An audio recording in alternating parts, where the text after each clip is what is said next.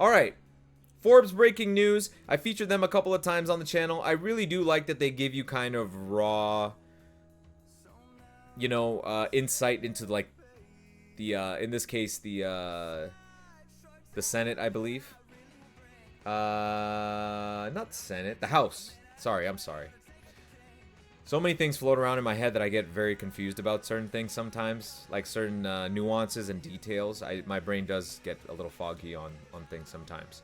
However, I really like what Forbes is doing here, giving you kind of the unedited, uncut footage and just letting Congress talk, and you letting them hear things, like letting you hear things and debate, and hearing them debate things. I like that. I like that.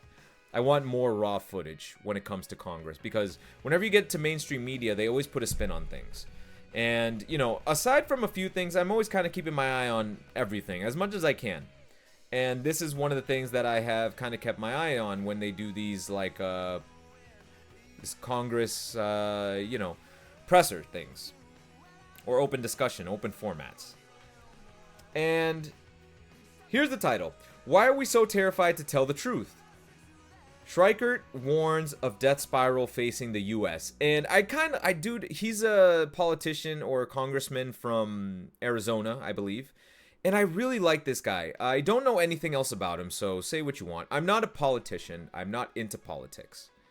And I'll explain what I mean about that in a minute. But Schweikert, I believe his name is Schweikert. I think that's the way you say it. Schweikert? But anyways, I've seen this. I featured this guy the last time, but I really like how for the people he is and how concerned he is for the well-being of others. I haven't looked into it. I haven't delved into his lore or any background or any story like that.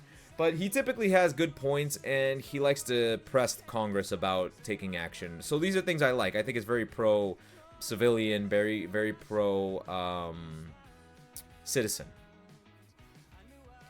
So I guess he's talking about something else today. I want to see what it is. I want to indulge. So let's do that. All right. This is from Forbes Breaking News. January 9th, 2023. Oh, yes. I'm sorry. What I mean by I'm not politically motivated. I'm not a politician, obviously, right?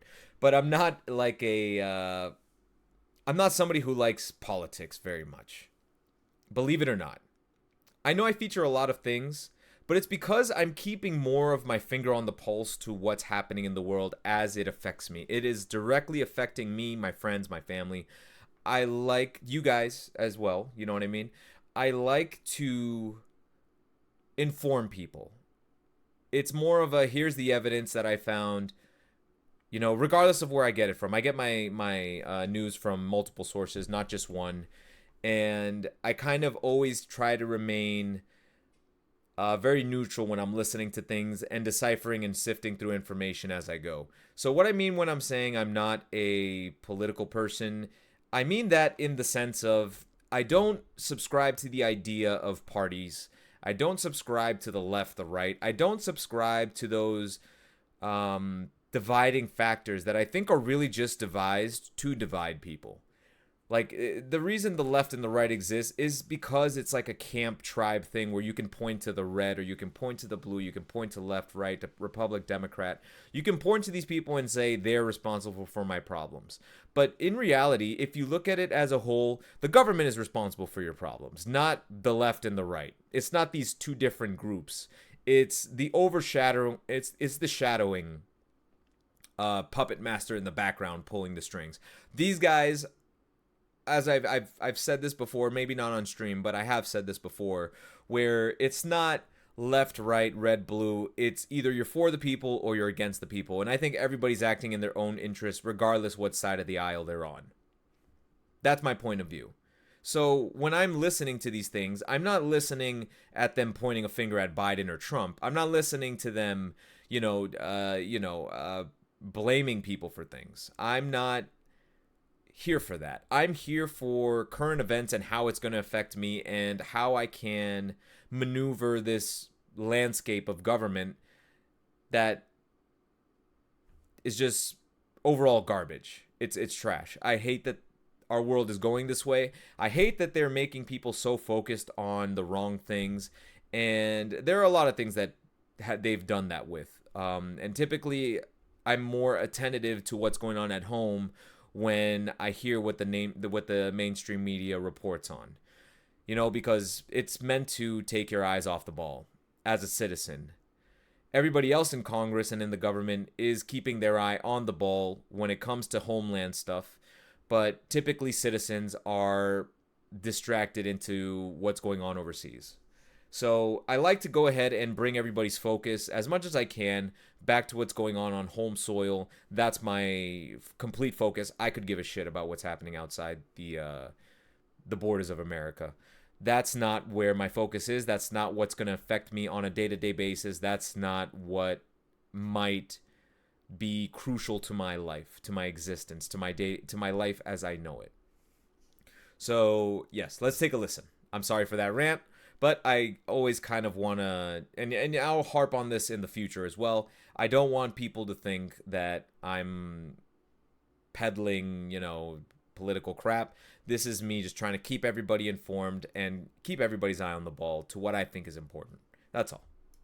The chair recognizes the gentleman from Arizona, Mr. Schweikert, for 30 minutes. Schweikert. Thank you, Mr. Speaker Pro Tem. I got to get that right. I'm terrible with names. Okay. Every week I come behind this microphone and I walk through the demographics and the debt and try to demonstrate that the primary driver of debt is the fact, is our demographics, our health. I've brought lots and lots of charts here over the last couple of years, sort of demonstrating sort of the death spiral the country is heading towards. When total interest, he's totally right about that. He's totally right. I know I'm pausing it 40 fucking seconds into it, but he's absolutely right. We are in a spiral. Most countries are in a spiral right now, whether they know it or not. And that's the scary part, and that's why we're watching this. I want to keep my finger on the pulse with everything regarding the homeland. If you're in European countries, you should too. You really should pay attention because this is a global movement. This is not just my country or your country. This is a global thing where everybody's taking, maybe not every country, but most countries are taking similar action. And it kind of just shows where allegiances lie by the actions that they're trying to implement in their own governments. This year is going to be maybe just a little shy of 1.2 trillion. When you start looking at things that way, it's the second biggest expenditure in very this telling. Government. So Social Security will be about $1,480 billion. Interest, 1.2. And then, believe it or not, defense and Medicare are fighting for who's going to be third and fourth. But I thought it would actually be more honorable to come behind this mic and say, all right, we've defined the problem over and over and over and over. I don't seem to be making much progress with my brothers and sisters being willing to accept the actual math because our friends from the left, tax rich people more. We'll take care of the problem. And then we show them the economic papers. Yeah, that doesn't work. More taxes is not the answer to solve this problem. He explained it last time where we were like in 1.2 trillion or on our way to 1.2 trillion, 1.3 maybe. And he was talking about how taxing people, rich or poor, does not matter. It doesn't make a dent in just the interest that we accrue. So this whole tax thing, as it is, doesn't do much for the country, which is upsetting because they tax every fucking penny, every dollar is decreased because of how much they tax it, how much they tax the consumers, the peoples, the citizen. So, yeah, this doesn't work. That make it clear, you could maximize people's taxes for those over $400,000 on their income tax, their estate tax, the whole list of taxes. And when you do the economic effects, you get about 1.5% of GDP. For us on the right, we have all sorts of things we want to cut. But if it were limited to only non-defense discretionary, we come up with about 1% of GDP. Problem is this year we're borrowing close to, I think our run rate in the last 365 days is like 8% of GDP. Long run is 6, 7, 8% over the years. Anyone see the math problem? when the left solutions and the right solutions are combined and you get 2.5%. So like we're missing And you're 6%. borrowing 6, 7, 8% We'll never make gains. of GDP, the size of the economy. Maybe we need to have a brutally honest conversation. What's the driver of debt? That's why I'm and here. the things that provide a solution that also have the chance of passing here. So here's the board that gets the most complaints to my office, so let's do it again. From today through the next 30 years, and this is in the president's math, this is in the CBO's math, this is in the outside group's math, 100% of the debt from today through the next 30 years. Interest, I was gonna check settings. healthcare, and if a decade from now the decision is, hey, the fuck? Social Security Trust Fund is gone and we're not going to let people take a 21 to... Dude, how does the government have all this money and have this quality? Can anybody explain that? Who did they hire as their liaison for the internet? Whoever it is, fire that person. How am I in 1080p 60 and these guys are locked at 720? You're the government, dude. I can barely read this. Where's my tax dollars going, bro? The 25% cut and double senior poverty, and we backfill Social Security. So right here, the new number isn't 116. This is my older board. I think it's somewhere now in the 120s, 130 trillion dollars in 30 years. But the rest of the budget is flat. It pretty much grows with the growth of the economy. It's healthcare. If you want to disrupt debt, make this society healthier. Yeah, see, the problem with that is that means they'll stop making money off of your corpse. I know that's very morbid, that's very negative to say, right? But it's the truth. They even tax you when you die. There's a death tax. So if there's a death tax, what does that say? Also, if you were to be a healthier individual, if everybody got healthier in general, what do you think that does to the pharmaceutical companies? What do you think that does to the medical field in general? It bleeds them of their money because you're in the hospital less. You're seeing your doctor for prescriptions less. You have better mental health. You have better physical health. You're more active. You eat better. A lot of problems are resolved just off your nutrition alone, which is why I'm doing what I'm doing now and why I bring it up every single stream, because I want to be able to show people the benefits and what you can do for yourself and how much it'll actually impact your life. I want to be living proof of it. So when he's suggesting like making, you know, our community more, you know, our country healthier, nobody in the business of making money would want that. And that's what people don't understand. And that's what a lot of people in government might not understand. I'm sure, I would imagine they do, but the fact that he even suggests it tells me that he might not. I think everybody has their own beliefs about government, and that's kind of the thing, right? So his belief about government is probably that they're doing the right thing. Everyone is working towards the same goal. That's naive. That, in my opinion, is naive. As a citizen, from the ground up, from the ground looking up, all I see is greed, and that's what's tearing down our country. Greed and corruption. So when I think of this, yes, is it a solution? Absolutely.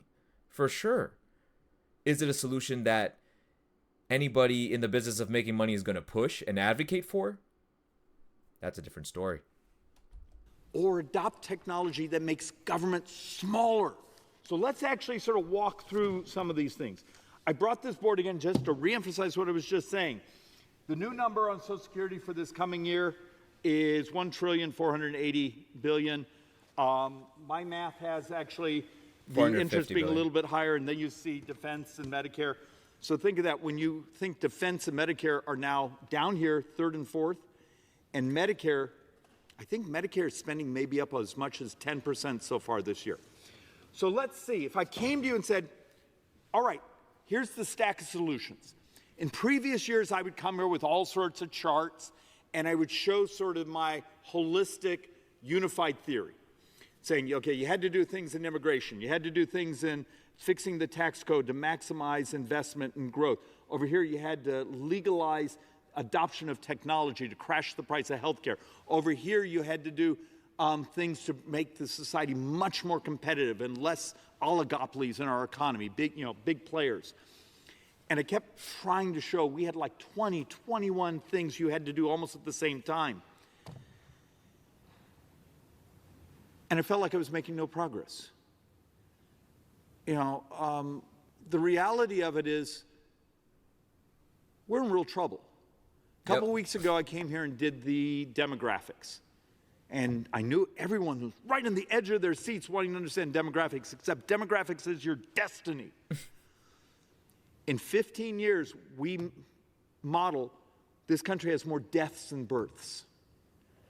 Understand what's going on. So you saw this problem over in Asia right now. China and Japan are going through the same exact thing, and so are we. I think the motivation or the difference might be a little bit, the reason why it's happening might be a little bit different depending on where you live. I think because of oppression and dictatorship, the Chinese citizens don't want to have kids.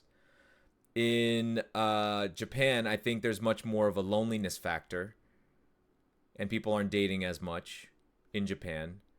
And here, I think it's because the cost of living is so brutal that people just can't fucking afford it, man.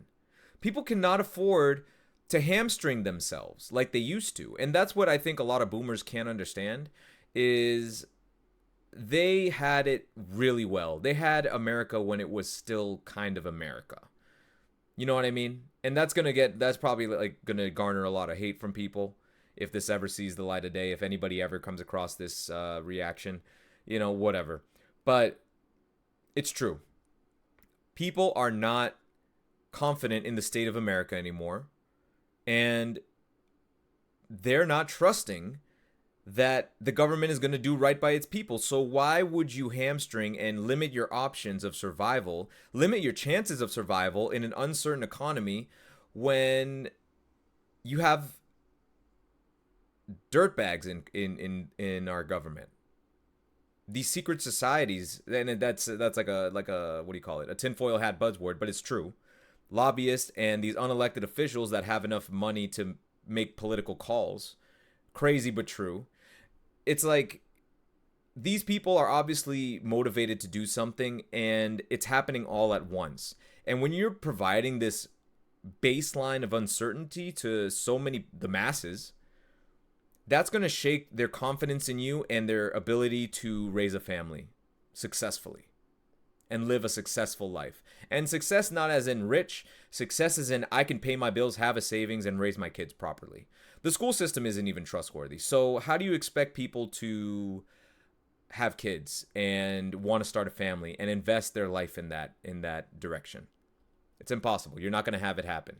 And it needs to come from the root, which is government. Government needs to be dewormed. Government needs to be sprayed for pests. You have your Medicare system, your Social Security, that are sort of a pay-as-you-go system, but the number of children, the number of young people, the number of future workers we're going to have in this society, we're in trouble. So you're going to have to do things like technology substitution. And what the hell does that mean? We're going to walk through some of that. So I have a stack of articles, some boards, and we're going to sort of walk through receipts. One of those pillars that we talk about. The two biggest changes I expect in society, in the economy, in the world over the next decade or two will be synthetic biology and artificial intelligence. So let's talk about just one of the things on our list of like 21 disruptions of what we could fixate on policy-wise to make government smaller, more efficient, more moral. Yeah, okay, maybe bro. Your retirement doesn't have to implode on you, and maybe my little kids, yes, I have young kids, have a future. Hey, my boy. Because the math says right now that Getting it child on. that's young today will be poorer than their parents. First generation U.S. history. Oh, the yeah, I'm way expectation, poorer than the my math parents. says this young generation is going to be poorer. Does anyone see just the apocalyptic morality in that? That's been a long time coming, though. Like, it hit in my generation. And, like, in my lifetime is where the apex happened. Where it's just like, boop, boop, up, down. Right here. That was my generation. Where my father could pay college tuition, working a part-time job, going to school. I could never do that. None of us could ever do that. And it's by design. The poorer you are, the less freedom you have, the less decisions you're able to make, the less prosperity you're going to have at your fingertips. Plain and simple. They didn't fuck with my father's life like they did with mine. Period. So what's going on here? Why are we so terrified to tell the truth? Well, I'll tell you one of the reasons you tell the truth.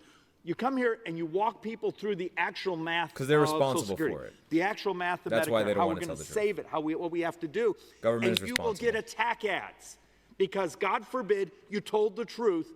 And this side, particularly over there, cares much more about winning the next election than saving this country.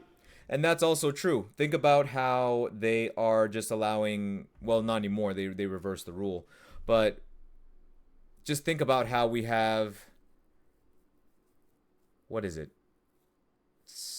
How many, let me check real quick.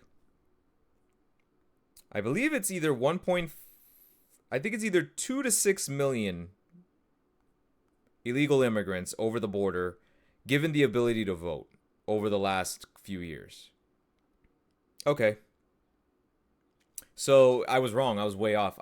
6 million is the last I heard. However, and you guys might be able to see it. Oh, shit.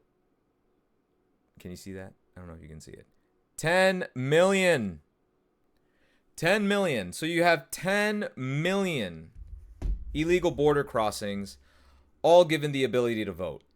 As of recently. Whether they reversed that or not, I'm not 100% sure. I think they have not. But the reason for this being that they are trying to buy votes because things are not leaning in their favor. What they want nothing more of is to have another 4 years of Biden, a pretty much MIA leader, so people can control things they shouldn't be controlling and getting away with it and manipulating the system in their favor. That is the truth. And again, this is not a left or right wing take. This is taking the evidence, sifting through it, and seeing what is important, what is not, and kind of forgoing the tribal shit. That's where I'm coming from.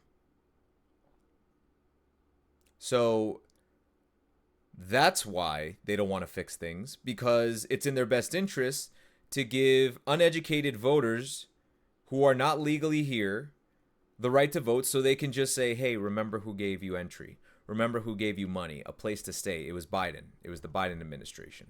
And I'm not, again, it's not about Republic or Democrat. It's not about Biden or Trump. It's about who's best for the people, in my opinion. And right now, never, ever, the more I find out about Biden, the less I like. Look no further than the laptop stuff from Hunter Biden. That'll tell you most of what you need to know about Joe Biden. Anyways, I don't want him in office. I don't want him leading me. I don't want him making rules and laws, and I don't want him making any more money and just literally laying waste to this country. I'm done with it. I don't want it. So this is why I keep my eye on things. And yeah, that's why they're not going to fix the border, or at least really make an effort to fix the border. And it's the damage is done. You saw it. Between 2019 and 2024, 10 million people illegally here, crossed, done. And day by day, they are letting a couple of thousand, 1.5 to 2, I believe is the cap right now, or 2.5. That's how many are allowed every day. Why hasn't it stopped? What's to disagree on? It's a matter of Homeland Security, who are not doing their job. Saving your retirement, the morality of you actually receiving the earned benefits you worked for. Because the politics are so much more important. Winning the next election is so much more important than doing what's right. So let's actually sort of walk through some ideas here. Because that controls what happens. First off, I'm going to do this in the next couple of weeks. There's now starting to be economic models and discussions talking about how the debt is going to make us all poor and how it's starting to do that. You know, the fact that how much of your taxes, when I've shown things here where every dime a member of Congress votes on today is on borrowed money.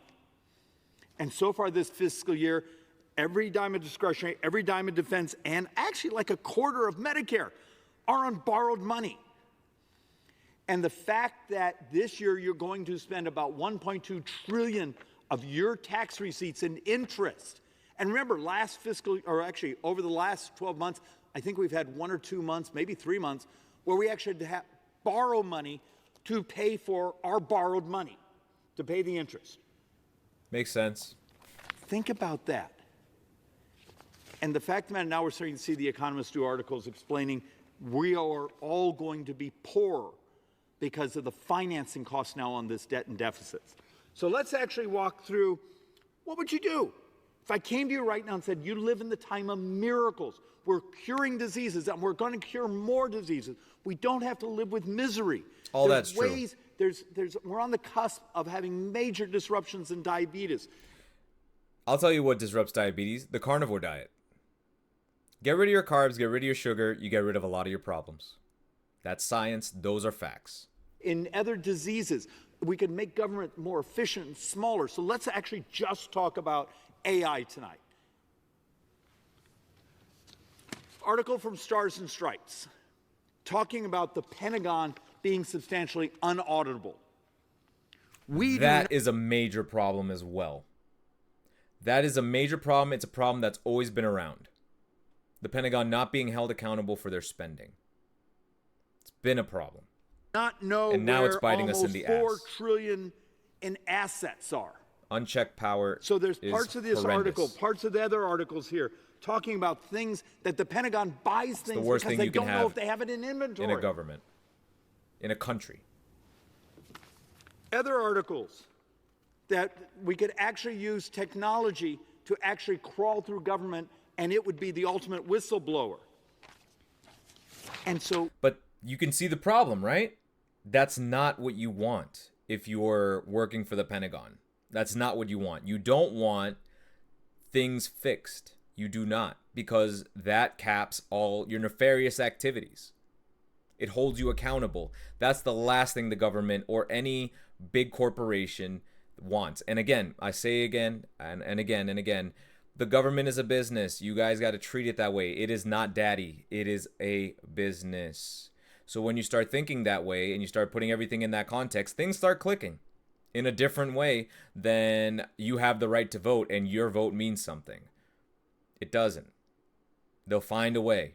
They will find a way to pull the strings. Some of us have been trying, saying, why legally don't we do or something illegally. creative?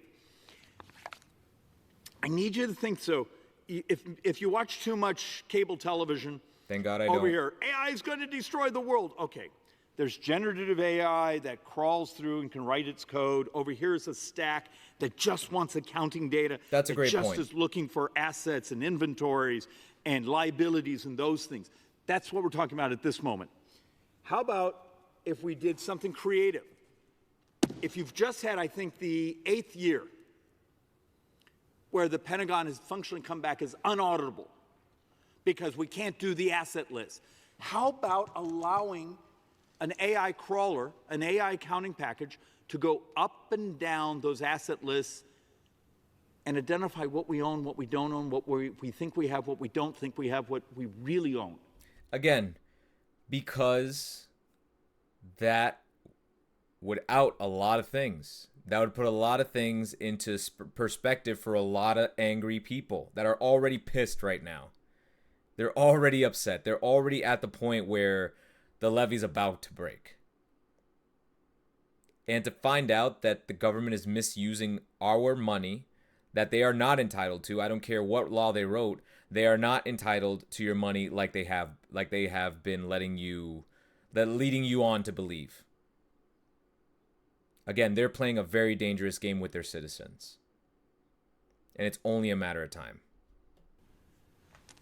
So you don't get crazy articles like this one from Stars and Stripes basically saying, this was not surprising. Pentagon again fails its audit. And 3.8 trillion in military assets, we're not sure where the hell they are. Well, we're going to offer this as an amendment in the next day or so on the National Defense Authorization Bill. We'll see if our brothers and sisters here are willing to say, hey, maybe some technology is better than building after building after building full of people looking at accounting lists and can't figure out what the hell it says. Maybe we should actually protect the American taxpayer, but also protect our national defense by knowing what we owe and what we don't own. It's a simple solution.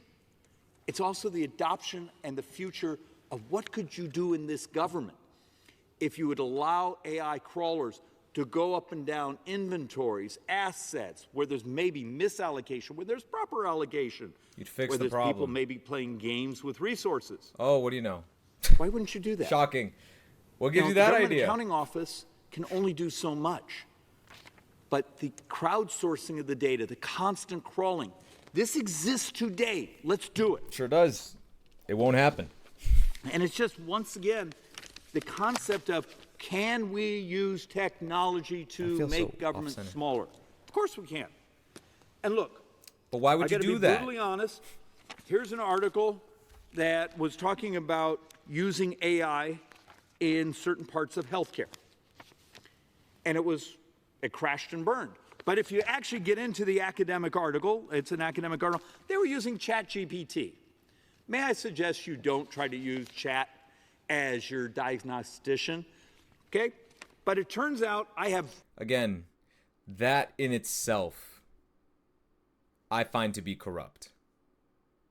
Knowing there's tools for a job, I'm not going to cook with a hammer.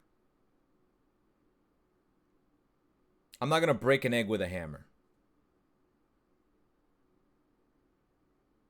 Maybe that was a poor analogy because I'm sure somebody's tried it. I'm not going to stir soup with a hammer. I'm not going to serve soup with a hammer.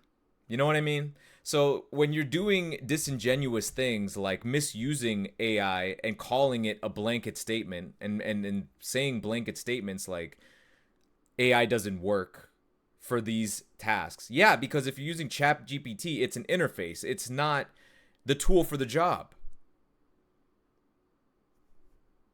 What are we talking about? It's a social interface. What are we doing? 4 or 5 times more articles talking about when they use specific AI designed to look at cancer, to look at other things. It was remarkable. So let's actually sort of go on through the changing of government. What would happen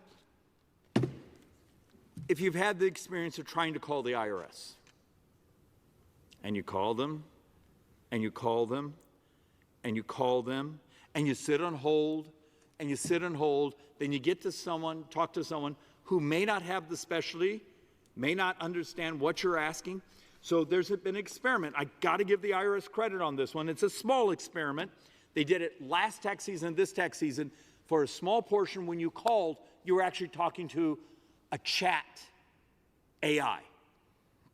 But think about the experiment that they agreed to do and where this may take us.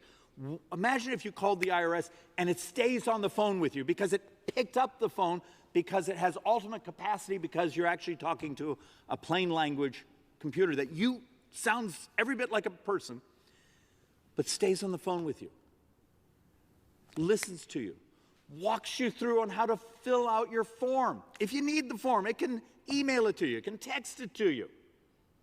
It can even actually walk you through other forms you might need because of what you're doing.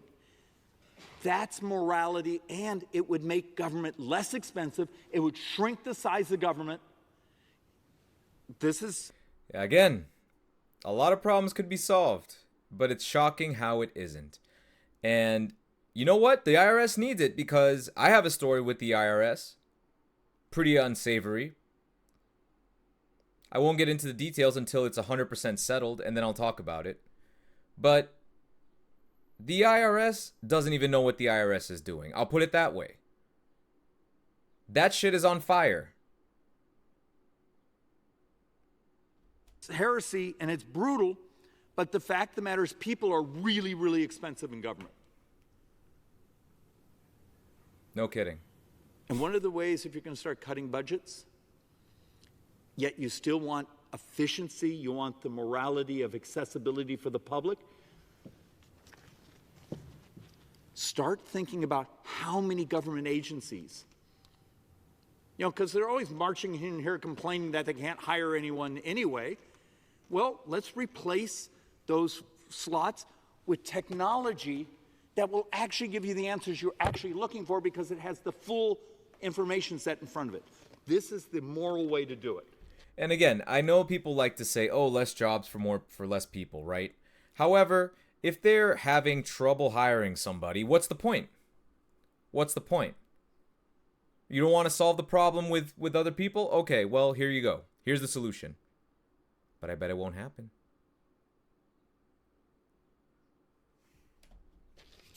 So let's actually sort of walk through some of this more. And I hope I'm wrong, guys. That's the thing. If I can't... That's the thing. I really do hope I'm wrong. I hate being cynical about this stuff, but it's the truth. And that's the thing. When the facts are the facts, to look at it any other way and put a spin on it would just be disingenuous. Call it for what it is. They won't do it, but I will. Because it's affecting me and it's affecting you. Came to you right now and said, it's important. What is the most powerful thing you could do if I only gave you several months and you had to come up with some way to disrupt the cost of health care? We estimate, and we have multiple academic articles that say about 16% of all healthcare spending is people failing to stay on their pharmaceutical regime. They have hypertension. They don't take their calcium inhibitor. They have cholesterol that's clogging their arteries. They don't take their statin. They don't adhere. Well, it turns out you could do things just like this, where is it really AI, or is it just using basic technology where the pill bottle cap beeps at you and says, hey, you haven't opened me today. It's really important because this pill only costs 7 cents, but if you stroke out, it could be $1 million. Turns out, my next board... What does that mean? I think there's a math problem here.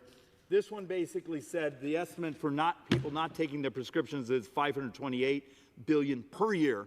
How? My math was closer to $600 billion. I think my math is right, because if it's 16-17% of all healthcare spend, this is simple. It's moral. It's not really AI, but it's use of technology to crash the price of delivering healthcare. So I'm kind of confused about this. I don't know what exactly he means by that. How is it? Because maybe medical damages that you cause to yourself and the economy, I guess? That might be what he means. And we've had pieces of legislation in this place for years just saying, why don't we try to help drug adherence so people stay healthier? Oh, David, we can't run a bill like that. We'd have to explain it. And by the way, some things require medicine for sure, right? Some things you can't reverse once they're done. But you want to get healthy? Go to the source, man. Stop eating crap. Stop eating snacks, processed food, carbs, sugars. It's easy for me to preach, I know, because I'm doing the thing. But if you don't think that I struggle with anything, I was a fat kid. I was a fat kid. And I think I'm pretty damn sure that I've showed this picture before. But if I can find it fast enough, I'll do it again. But it can be done, man. It can be done. And that's kind of the thing that I do not understand. People putting themselves down. Like, things cannot happen for you. Like, you can't change your life. You can't get healthy. It's impossible. That's not reality, man. That's what other people enable you to believe and think. But that's not the truth. That's what you tell yourself to avoid hard work. And it doesn't even have to be hard. That's the other thing. You can start taking 15-minute walks if you really, really want. And that would do it. That's a great place to start. But if you're not willing to do that basic, very, very basic, like, make that concession for yourself, nobody's going to do it for you. And I promise you, anything like a shortcut has its repercussions. It does have setbacks. It truly is not just you can't just keep putting band-aids on things. Go to the source, man. You can eat healthier. It's totally possible, and you'll be surprised what that does for you. I'm proof of it. But hold on, guys. I don't think I'm going to be able to find it. I need to make this picture more accessible, for the love of God. Actually, that might serve the purpose. I eventually got heavier than this, but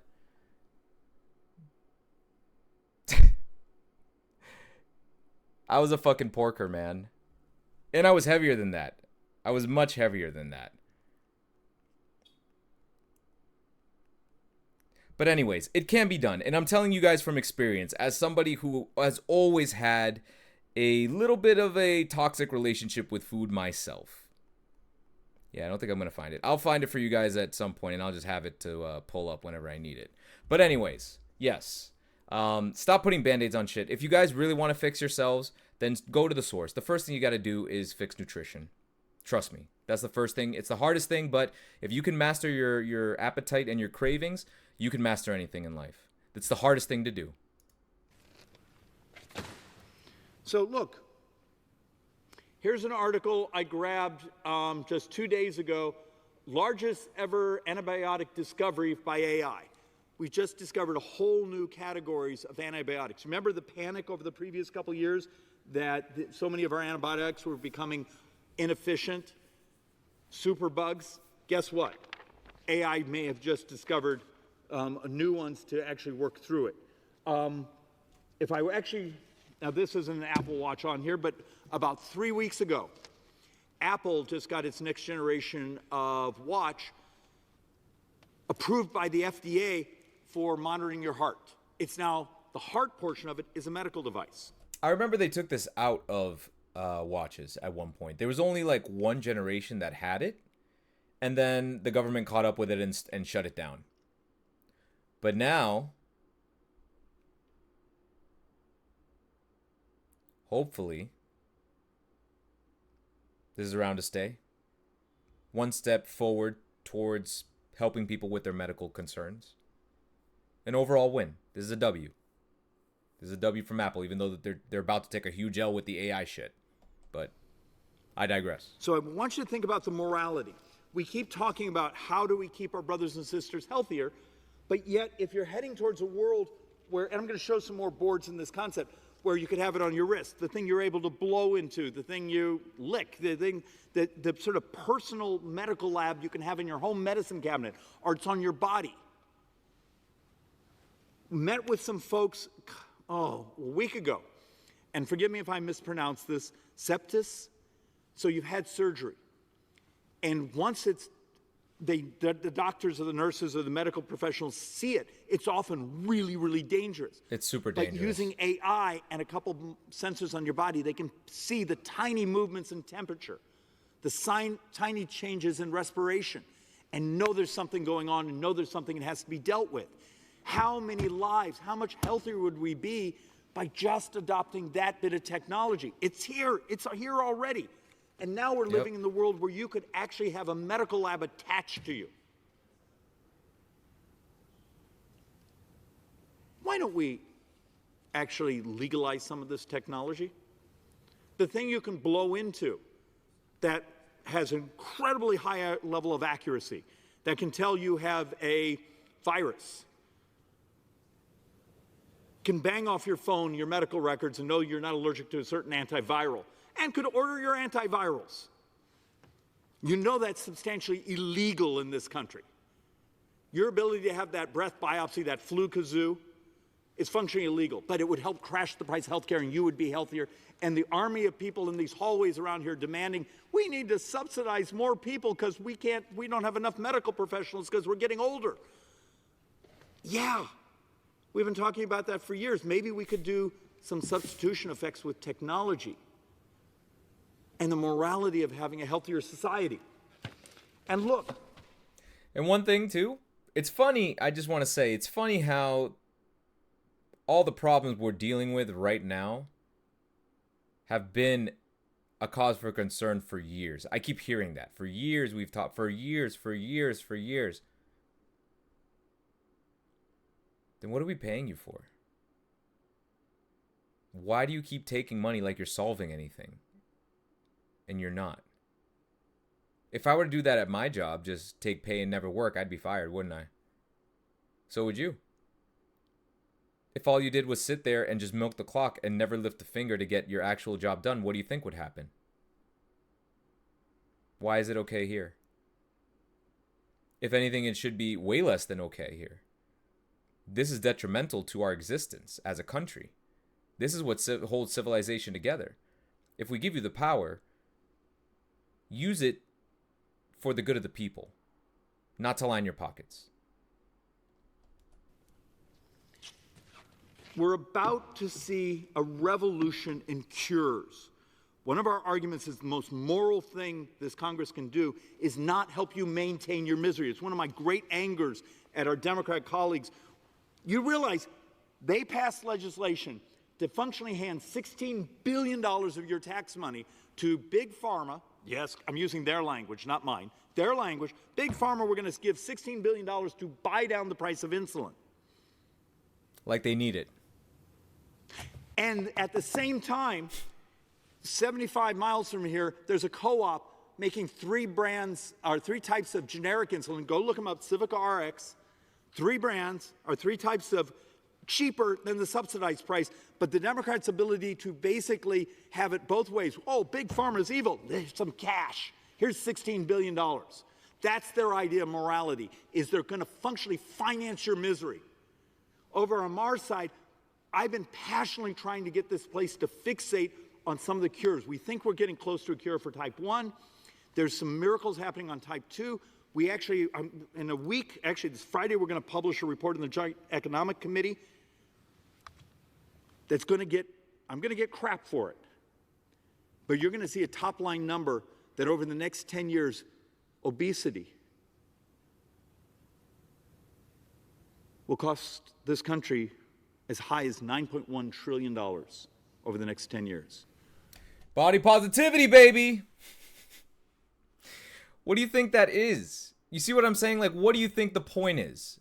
Body positivity. If you don't think that's again, I know a lot of what I sounds crazy, maybe. I don't know. I don't know how advised you are. But when you see things like body positivity, it's an open-minded idea. That is the mask. What's actually behind that is the profit. And that's what people need to understand. When you hear those things, those buzzwords, when you see these corporations jumping onto this, like, what is it? Diversity, inclusion, hiring stuff. When you see these companies jump into that, it's never for the good of the people. It's never to help you or empower you. It's always for money. It's always for profit. So when you see how bad fast food is, when you see the incorporation of poor science and poor information and straight up doctors being educated on the wrong stuff in some cases, who aren't willing to do their own research and, use their what they've learned to evolve and change their criteria of what's good and bad. When you see stagnation like that and just taking what you've been taught the word for, when you take the word of it and you just take that to heart, you lead to people telling you, hey, carbs are really good. These are really good. Everybody's different and everybody needs its own certain things. But for the most part, you can totally change your health based on what you eat. Like, for the most part, you can really do it without any medication. But that's not what they push. You have to find some backyard influencer to get any information in your face about real nutrition. Unless you're really embedded in that, you're not going to get a lot of those recommendations or that information. And algorithms, I understand, are not malicious by design, maybe, but if you consume too much of the same stuff, it can be for sure, because all you'll see, cars, clothes, and hoes. I don't call women hoes, but you know what I mean. It's just a rap thing. I've heard it before. I grew up on it. But anyways, a lot of that stuff is, you know, the motivation. Like, they don't want you getting healthy. So please, do your own research and try to change your life, because the government is not going to change your life for you. Single biggest spend in this government. And our brothers and sisters are dying. I think we're about to have the 5th year in a row where prime age males are dying younger. Think of that. You have a country where people's life expectancy is falling. And we're going to pass a farm bill, nutrition support, and not actually think about, should it be nutrition support, or is it calorie support? This government fights against itself. We actually give you an EBT card to go buy onion rings, and on this side, we're going to cover your health care costs when you're sick. Oh, really? There it is, dude. There's the glove, man. Oh, well, the glove didn't fit. There's the red paint, bro. There's the red-handed paint. Have we lost our... Yes, we have lost our minds. No, it's greed and corruption. But we're actually seeing all sorts of data. And people getting in bed for the wrong reasons. And I have some of the articles here. AI tool finds variant for heart disease. AI figured out there's 17 genes to look at that will actually give us an indicator if you're going to have a certain types of heart disease. AI traces mysterious metastatic cancer to its source. This is one of the most fascinating, and I actually have almost a binder just on this one. How Google's new AI could revolutionize medicine. But if you go in there, because I know all of you are really smart and you read this crazy stuff. I mean, you've all read about the, I love the sarcasm. Google Fold. You know, folding a protein over certain things so it can be actually delivered and actually withstand in your body and actually start to help cure you. You live in the time of miracles. We do. And this place here is one of the biggest barriers to those miracles coming to market. Correct. 1,000%. It's absolutely immoral. Absolutely. Correct. And we're actually, in some ways, the way we have... Look, FDA does some amazing things. But it was designed decades and decades and decades ago. Can we make sure they have the tools to understand? We have these things called supercomputers today. We have AI that can grind through data and look at article after article and population statistics and these things. There's actually lots of data right now saying we could cut the time down in half, bringing cures and miracles to market. I would argue this is our obligation. This is people's lives. Yes, sir. Besides the fact of the morality, it's also really good economics and would be great for the borrowing. Remember, we're hovering between sort of $80,000 and $100,000 a second borrowing. That's crazy to think. I can't even imagine that. My brain Majority of that can't growth fix in that borrowing Like, is interest and healthcare costs. Crash the price of healthcare.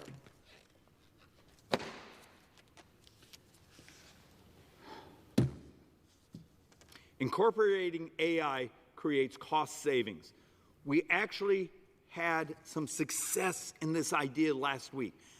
We were able to get 2 AI amendments attached to the VA bill, just to actually start with the claims side, the bureaucracy side, to actually move some of that faster. And it was the vast majority of our brothers and sisters here, even though maybe the union didn't like it,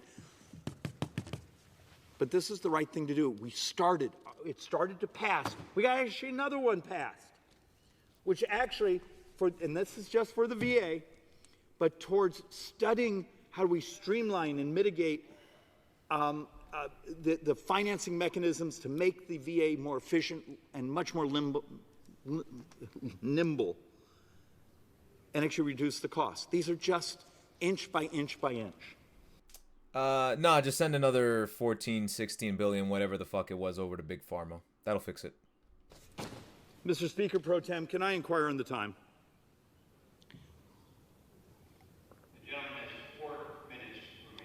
Oh, heaven forbid. I don't know if I can actually talk any faster and still have the poor. I'm so sorry. Sometimes when I start to talk like a machine gun. Look, another piece of legislation we have is you talk to doctors' offices, you talk to surgery centers, you talk to clinics, and they will tell you half their cost is just administrative. The people having to do the back paperwork, the people in front office. So just walk through a concept, because this actually exists today. You walk up to the counter in your surgery center or your doctor's office. You talk to a screen that has it, and it writes down. You don't actually have to fill out the little thing on the pad. Clipboard. You say, "Hi, I'm David. Can you?" And here's my numbers. Here's this. Here's that. And in the back office, they use technology. Not a room full of clerks doing paperwork to fight back and forth with the insurance company. You could crash the price of a healthcare clinic in half. And we already have some companies starting to do this. Well, that's good Look, news. We have another one that actually starts to help the concept of, is telehealth? Well, why isn't it digital health? The ability to use technology to help you take care of yourself. I've seen progress on that front, though. After article, that we live in the time of miracles. As somebody who did live in the time of miracles, as somebody who did work in the healthcare field, I did see progress with the telehealth stuff. I thought it was pretty nifty. I don't have my finger on the pulse in the medical community as much anymore, so I don't know how many advancements they've made at the ground level for people. But yeah, I saw some good stuff with that. Translators, all that stuff. Do I get my brothers and sisters here to help us realize, if we would just change some of the incentives in this place? There's another generation of miracle drugs coming. There's actually the ability of another generation of things that cure people. And I keep trying to argue here. You want to crash the debt and deficits? You want to crash spending? Cure diseases. Yeah, he's absolutely right. Make people's lives less miserable. 100%. But there will be armies of lobbyists in our hallways Trying to get you to do the opposite. These disrupt their business models. Exactly. Oh my God, he said it. Somebody said it. Thank you. Thank you, dude. Jeez. Amen, bro. Fuck. I'm going to ask our brothers and sisters here, do the right thing. Please. Don't be afraid of the technology. The disruption is the morality, is the future, and is one of the ways, just one of the levers. And a huge one. That we save ourselves from this crashing and crushing debt. With that, Mr. Speaker Pro Tem, thank you for your patience. I yield back. Dude, what a guy, man. I gotta say, dude, I like him. I like him, but he's absolutely right, man. I very much am super, like, I want this to be a life worth living. And I feel like the more you stack shit against people, the more desperate they get, the more liable people are to do crazy things in response. And I don't want to see that happen. So, and again, I don't think people understand. Civilization breaks down very easily when you start manipulating the rules and start bending them and breaking them to line your pockets. How do you think that went with the French Revolution? How do you think that went with the Boston Tea Party? The writing is on the wall. People can only be oppressed for so long before they start turning towards more violent options. And I don't want to see that happen. And I like that. What I really like about this video is that by the end of it, it actually gave me a little hope. You know what I mean? The fact that it's being said and spoken of, and people are at least aware in Congress or whatever, in the House. The fact that they're aware of it and talking about it does give me hope. And I think a lot of the things is the big thing about the times we live in is that you have to hold on to that, and you have to live your life as if you would if the world wasn't going to end tomorrow. You know what I mean? You can't get hung up on this stuff, but it is important to keep in mind. So I thought this was a great video, and hopefully you guys did too.